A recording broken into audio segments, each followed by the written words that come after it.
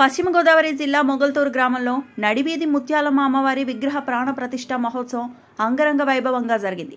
ముందుగా గ్రామ సెంటర్లో హోమం చేశారు. అనంతరం పూజా కార్యక్రమాల అనంతరం అఖండ అన్న సమారాధన నిర్వహించారు.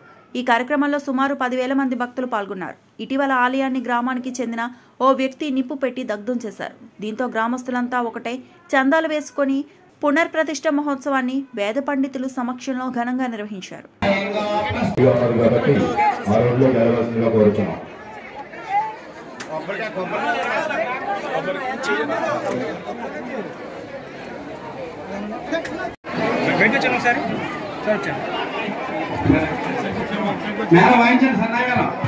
ప్రదక్షిణ చేయాలి చూడండి కూడా ఇప్పుడు